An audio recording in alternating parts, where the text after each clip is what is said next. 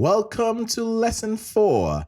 So I'm going to start off by revealing the answers of the questions I asked you in lesson 3 towards the end. And if you said re, fa, sol, and mi, you are absolutely correct. Well done.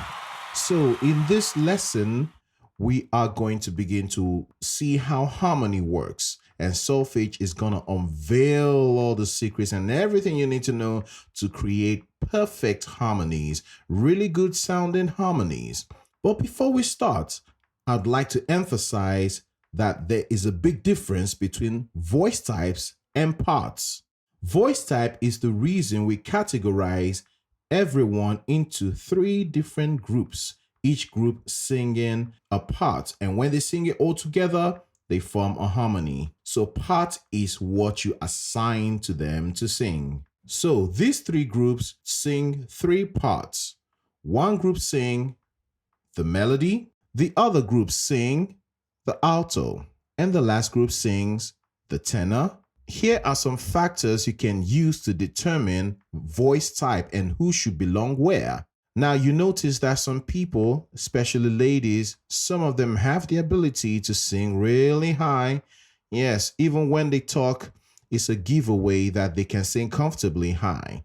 Those ones are called the soprano voices. So we have various kind of voice types. We have females who don't sing so high. Those ones are usually called the alto. But first off, let me give you a determining factor or some determining factors of voice types. You can determine voice type by the most popular one, range. This is how high and how low someone can sing. Then we have the tessitura. There is a range. In that range, they sing more often or their voices shine best. It's just like someone who's able to sing whistle voice very, very high. They don't use it all the time. They sing most of the song within their tessitura. So tessitura is a range within your range that you sing most of the time comfortably. The next determining factor is the weight of your voice. There are voice types that are lighter and darker, some heavy, and in some cases, some brighter, some more agile, some more powerful. Then the next point is the timbre of the voice.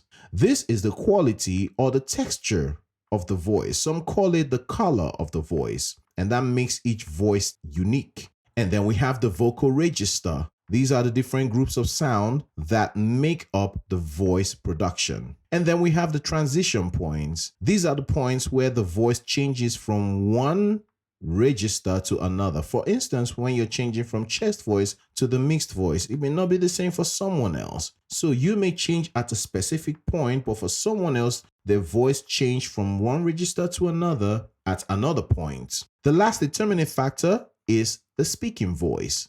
Sometimes when people talk, I can already have an idea or tell what their voice type is, because some people talk really high already. They can say, "Hello, how are you?"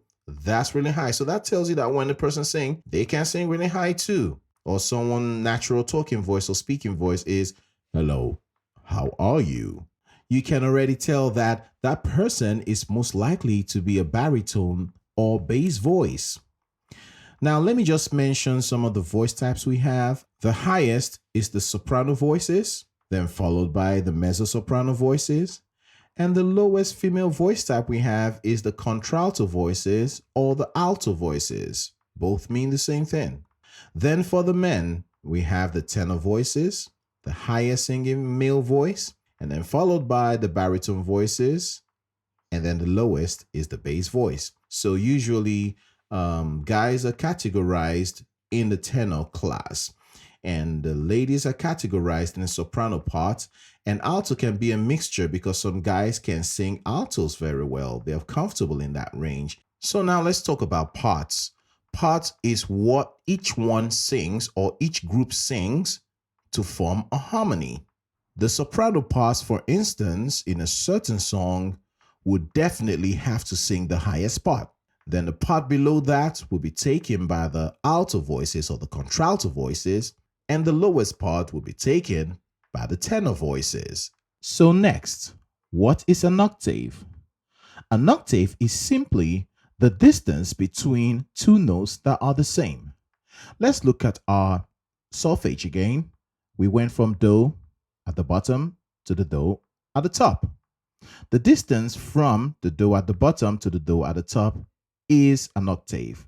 So we have 1 octave.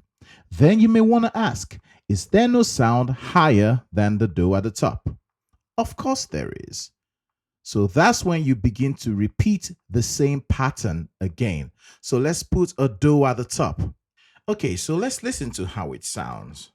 So starting from the do at the bottom, do, re, mi, fa, sol, la, ti, do, re, mi, fa, sol, la, ti, do. This is 2 octaves, and you can go further up. So now let's look at parts. We'll look at the arrangement, which is most common to most singers or most groups. The highest voice, soprano voice, usually sings the melody, right? Okay. And then the next one below that is the alto part. So we have the melody at the top, the alto part, and then finally we have the tenor part. This is just an octave. They're just occupying an octave. We can have the same pattern on top and under. So let's do that. Repeat the same pattern. Melody, alto, tenor. And it's always like this. The alto is always below the melody and the tenor is always below the alto. At any point in time in any song, if a certain part becomes the highest part, you can immediately see the arrangement. For instance, if the alto is now the highest part, that means the part below that will be, that's right, tenor. And then below that, the melody. So remember what I said about who's going to sing the highest part? Yeah, the soprano voices are now going to sing the high alto. And then the alto voices are now going to sing the tenor. And finally, the tenor voices are going to sing the melody. Now, the final one. Let's say the tenor part is the highest part. You give the highest part to the voices that can sing highest most comfortably, and that's the soprano voices. So the soprano voices will now sing the high tenor, and then the alto voices will now sing the melody, and then finally the tenor voices are gonna sing the alto part. So these are the 3 arrangements we could have.